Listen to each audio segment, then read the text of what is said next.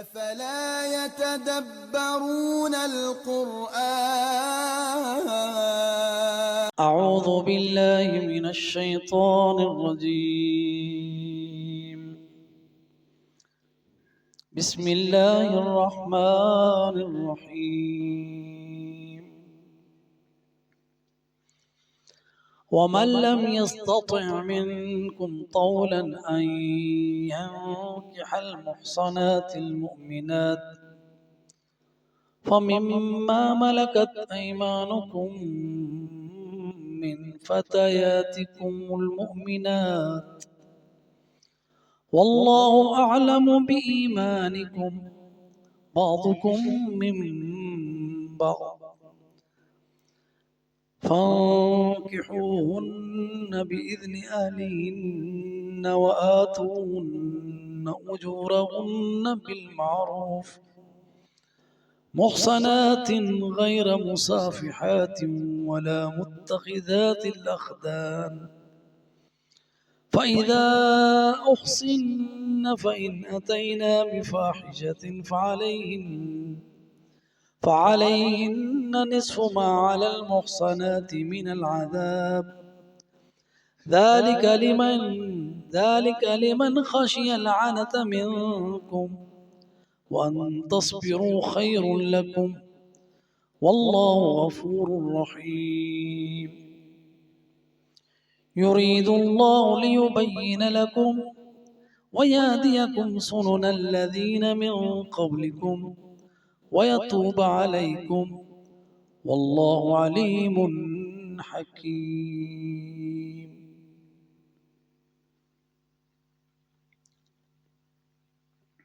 ومن اور جو عطف ہے پہلی آیات پر، واو عطف کا ہے، من موصولہ ہے، من لم یستطع لم حرف نفی اور جزم ہے، یستطع فعل مضارع مجزوم ہے،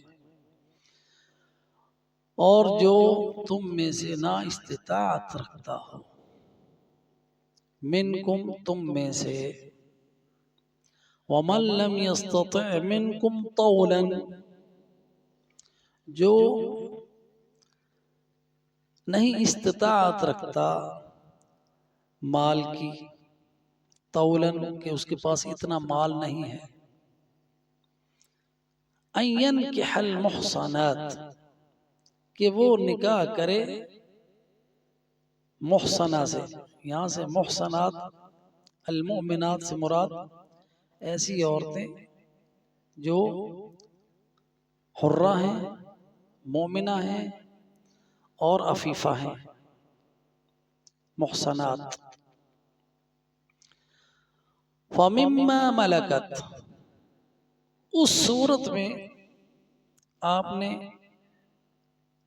فَمِمَّا مَلَكَتْ تو پھر ان سے نکاح کرو ما ملکت ایمانکم جو تمہارے دائیں ہاتھ کی ملکیت میں ہے، یعنی لونڈیوں سے، من فتیاتکم المؤمنات، من فتیاتکم لڑکی نوجوان مومن، یعنی وہ لونڈی جس سے نکاح ہو وہ ایمان والی ہو. واللہ اعلم اور اللہ زیادہ جانتا ہے، بِإِيمَانِكُمْ اللہ سبحانہ وتعالی تمہارے ایمان کو جانتا ہے، کتنا تمہارے اندر ایمان ہے.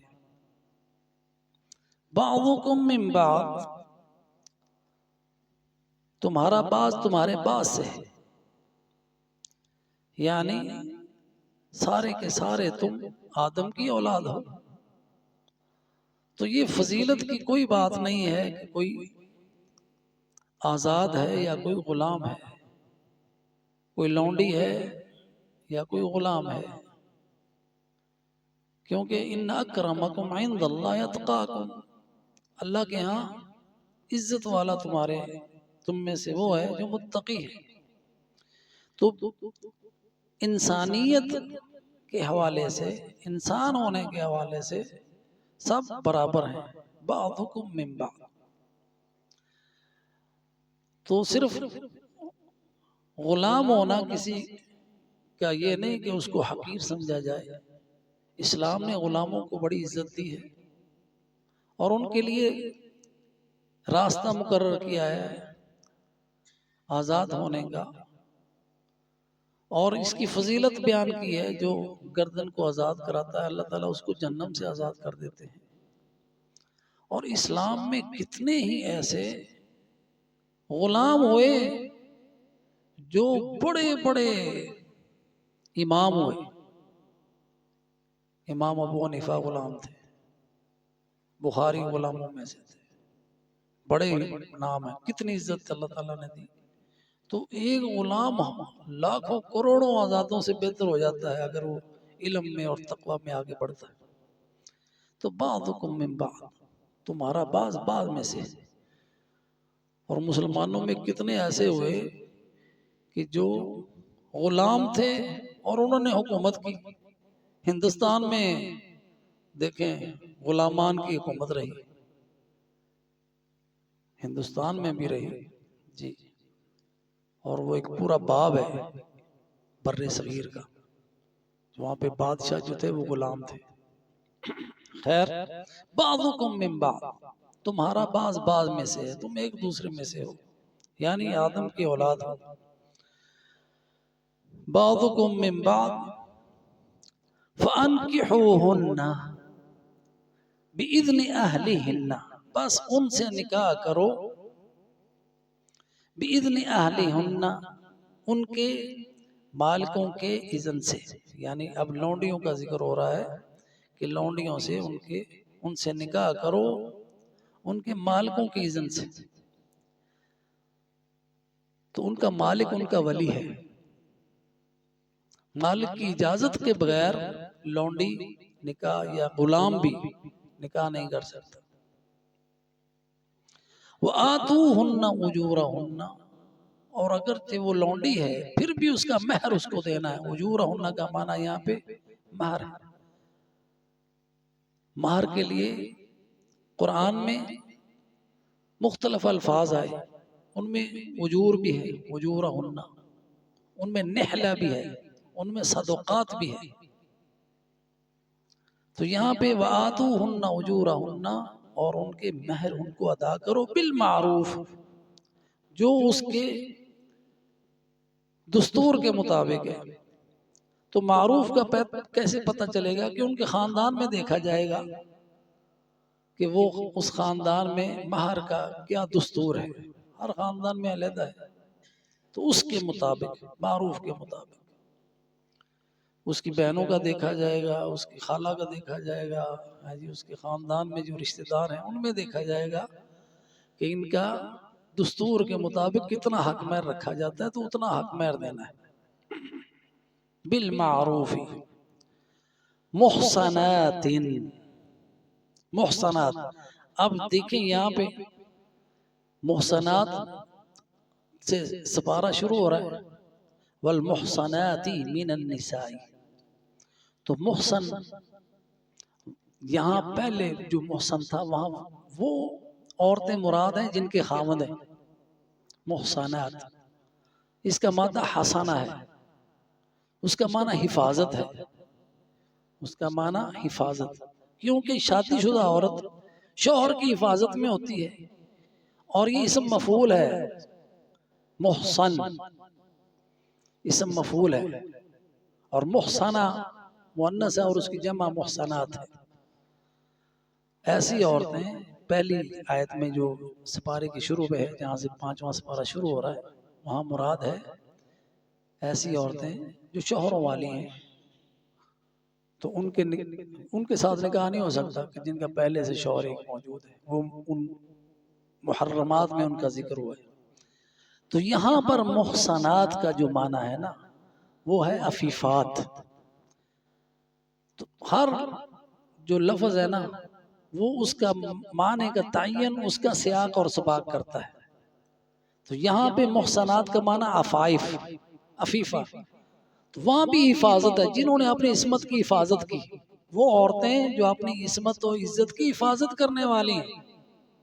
اور اس کی آگے تشریح بھی آ گئی، اللہ سبحانہ و تعالیٰ نے بیان کر دیا، کوئی بات چھوڑی نہیں، غیر مصافحات، غیر مصافحات، یہ مصافحات جو ہے نا یہ کنایا ہے زنا کا، زنا کرنے والیاں نہیں ہیں، محسنات ہیں، اپنی عصمت عفت کی عزت کی اپنی شرمگاہ کی حفاظت کرنے والی ہیں، غیر مصافحات زانیات نہیں ہیں، کیونکہ لونڈیوں میں زنا عام پایا جاتا تھا۔ نبی صلی اللہ علیہ وسلم نے جب بیعت لی نا ہند بنت عتبہ سے، مسلمان ہوئی، تو آپ نے بیعت لی کہ زنا نہیں کرو گی، تو کہنے لگی یا رسول اللہ احرت تزنی، اے اللہ کے رسول آزاد عورت بھی بھلا کوئی زنا کرتی ہے؟ تو وہاں ان میں جاہلیت، جہاں وہ دور جاہلیت کا جو اندھیرے کا دور تھا، جہاں پہ برائیاں عام تھیں اور برائی کو برائی سمجھا نہیں جاتا تھا، وہاں بھی آزاد عورت کے بارے میں یہ تصور نہیں تھا کہ وہ زنا کرے گی۔ تو یہاں پہ بھی جب اللہ سبحانہ و تعالیٰ نے لونڈیوں کے ساتھ جو نکاح کرنے کی ہمیں شرائط بتائی ہیں نا، اس میں یہ شرط ذکر کی ہے کہ وہ زانیہ نہ ہو، غیر مصافحات، اور ایک اور بات بتائی ولا متخذات اخدان، یار بنانے والی نہ ہو، متخذات بنانے والی، اخدان خفیہ یارانے۔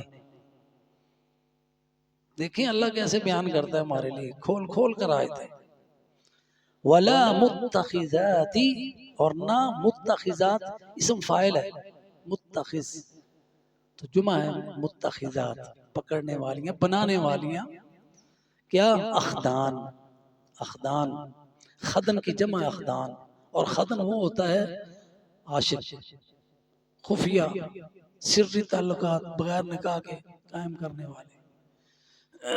تو نہ ہی وہ لونڈیاں ایسی ہوں جو یارانے بنانے والی ہوں خفیہ۔ فَإِذَا أُحْصِنَّ، اب یہاں پہ احسنہ کا لفظ آیا، فَإِذَا بس جب، احسنہ یہاں پہ احسنہ کا معنی تزوجنا، جب وہ حفاظت میں آ جائیں، جب وہ شادی کر لیں، احسنہ تو محسنات کا پہلا معنی ہم نے آپ کو بتایا وہ شادی شدہ عورتیں، دوسرا معنی المحسنات کا یہاں جو ہم نے ذکر کیا وہ عفیفات ہیں، عفیفہ پاک دامن، جیسا کہ اللہ سبحانہ و تعالیٰ نے حضرت مریم کے بارے میں بتایا التی احسنت فرجہا، جس نے اپنی شرمگاہ کی حفاظت کی۔ تو یہاں پہ احسنہ کا لفظ آیا، مادہ وہی ہے، تو احسنہ کا یہاں معنی ہے زوجنا۔ فَإِذَا احسنہ، پس جب نکاح کر لیں، فَإِنْ أَتَيْنَا بِفَاحِشَةٍ، اب اس صورت میں اگر وہ فحاشی کا ارتکاب کرتی ہیں، فَإِنْ پس اگر أَتَيْنَا آتی ہیں بِفَاحِشَةٍ فحاشی کے ساتھ، یعنی زنا کا ارتکاب کرتی ہیں اور وہ شادی شدہ ہیں، فَعَلَيْهِنَّ نِصْفُ مَا عَلَى الْمُحْصَنَاتِ، پس ان پر جو سزا ہے وہ آدھی ہے، فَعَلَيْهِنَّ پس ان پر نصف آدھا، ما علی المحسنات اس سزا کی جو محسنات کے اوپر ہے، محسنات کا یہاں معنی ہے شادی شدہ عورتوں پر، یہاں محسنات کا معنی ہے، ہاں یہاں محسنات کا معنی ہے عورتیں، آزاد، آزاد عورتیں، تو جو آزاد عورتوں پر سزا ہے اس سے آدھی ملے گی، ساتھ تفصیل بھی آگئی، من العذاب، عذاب میں سے، یعنی جو آزاد عورت کی سزا ہے اس سے لونڈی کو آدھی سزا ملے گی۔ اس کا معنی یہ ہوا کہ اگر اپنا محسن عورت ہے، محسن عورت ایسی کواری لڑکی، اگر وہ زنا کا ارتکاب کرتی ہے تو اس کو 100 کوڑے ہیں۔ یہاں پہ محسنات کا معنی ایسی آزاد عورت جو بھی شادی شدہ نہیں ہے، تو یہ ال جو ہے نا یہ استعمال کے لیے آیا ہے، جنس کے لیے آیا ہے ال، تو وہ عورتیں جو حرہ ہیں، آزاد ہیں اور ابھی شادی شدہ نہیں ہیں، ان کی سزا سے آدھی، کیونکہ اگر شادی شدہ عورت ہے اور وہ زنا کا ارتکاب کرتی ہے تو اس کی سزا تو رجم ہے، اور رجم ہے اس کا آدھی سزا ہو نہیں سکتی. تو یہ وہ سزا یہاں پہ یعنی مقصود ہے جو غیر شادی شدہ کو سزا ہے، اور وہ 100 کوڑوں کی ہے. تو یعنی جو لونڈی ہے اس کی سزا بھی آدھی ہے، اس کو 50 کوڑے لگائے جائیں گے. اگر وہ شادی شدہ بھی ہے تو اس کو 50 کوڑے ہی لگیں گے. کیونکہ جو غلامی ہے اس میں کئی عوامر ایسے ہیں جس میں اللہ سبحانہ و تعالیٰ ان کی غلامی کی وجہ سے اس میں تخفیف کر دیتا ہے. مثال کے طور پر جو غلام ہے اس پر حج فرض نہیں ہے، جو غلام ہے اس پر جہاد فرض نہیں ہے. اسی طرح جو غلام ہے وہ اپنے آقا کی اجازت کے بغیر نکاح بھی نہیں کر سکتا، کیونکہ وہ اپنی گردن کا مالک نہیں ہے. تو اس لیے ان کی سزا بھی اللہ سبحانہ و تعالی نے تخفیف کر کے ان کی آدھی رکھی ہے. یہاں پہ فَعَلَيْهِنَّ نِصْفُ مَا عَلَى الْمُحْصَنَاتِ مِنَ الْعَذَابِ ذَلِكَ لِمَنْ خَشِيَ الْعَنَتَ مِنْكُمْ. یہ اس شخص کے لیے شادی کی اجازت ہے. لمن، یہ ذالک اس میں اشارہ ہے. یہاں پہ شادی کی اجازت مل رہی ہے، یہاں سے شروع ہو رہا ہے. کہاں سے؟ وَمَن لَمْ يَسْتَطِعْ مِنْكُمْ طَوْلًا. اور یہاں پہ شروط بیان کی کہ لونڈی سے شادی کرنے کی یہ شرطیں ہیں، اور یہ ان کے لیے ہیں لمن یخشی العنت منکم.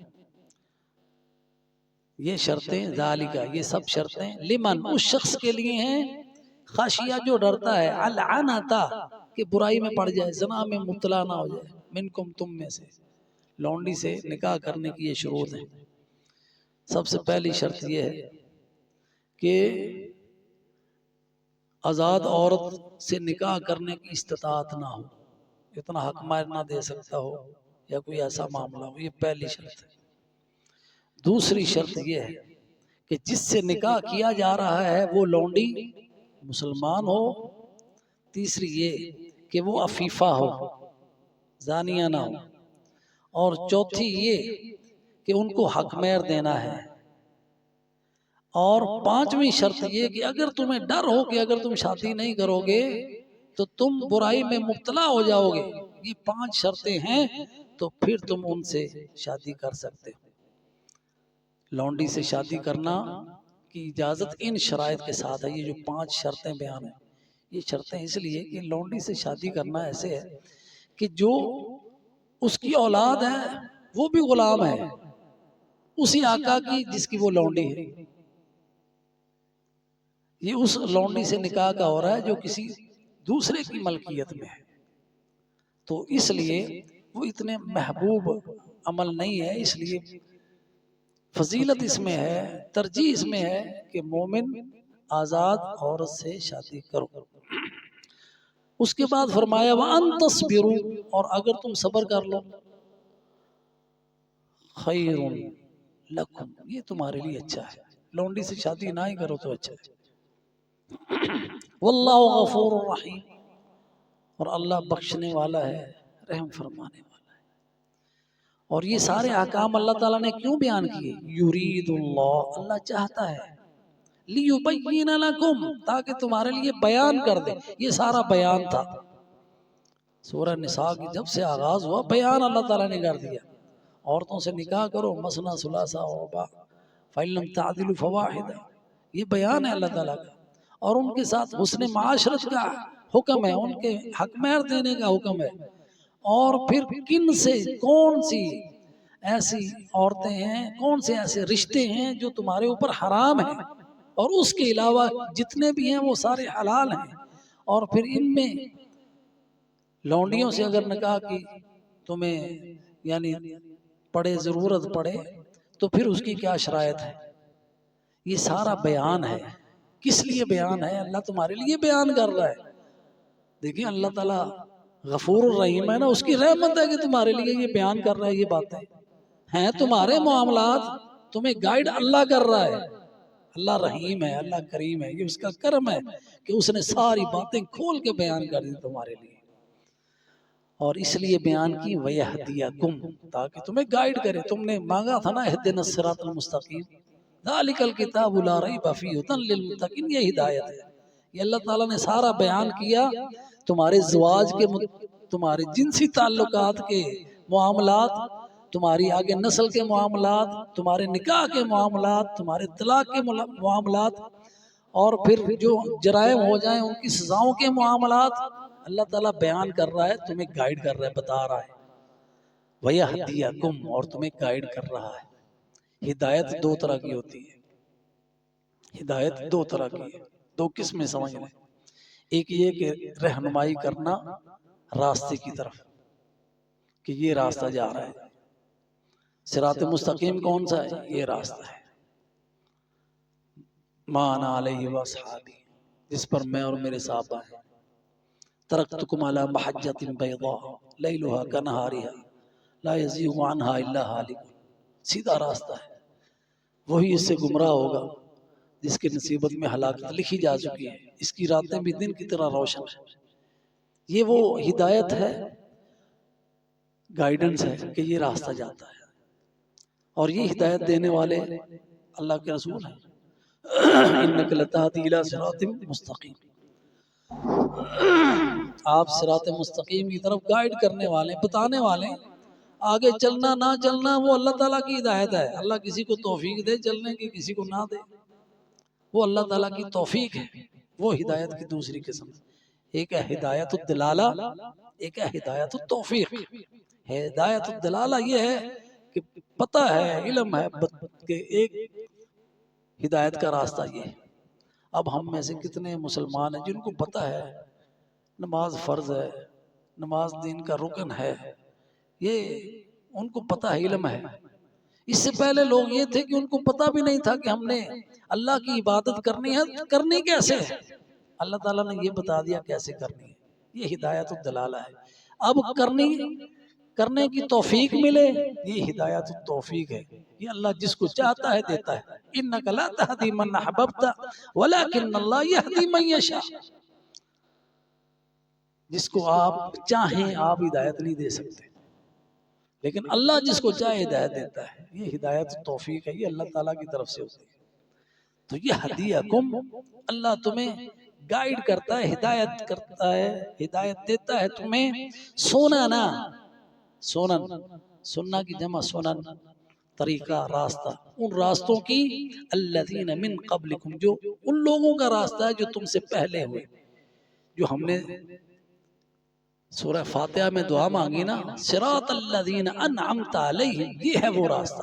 سنن الذین من قبلکم، جو تم سے پہلے انبیاء گزرے، جنہوں نے یہ راستہ اختیار کیا جو کامیابی کا راستہ ہے، یہ اللہ تمہیں گائیڈ کر رہا ہے اس راستے کی طرف۔ یہ بیان جو ہے نا، یہ احکامات جو اللہ تعالیٰ نے کھول کھول کے بیان کیے، تمہیں گائیڈ کیا، یہ ان لوگوں کا راستہ بتایا جو تم سے پہلے انبیاء ہو گزرے ہیں، اور اس لیے بتایا وَيَتُوبَ عَلَيْكُمْ، کہ اللہ تمہاری توبہ کو قبول کر لے۔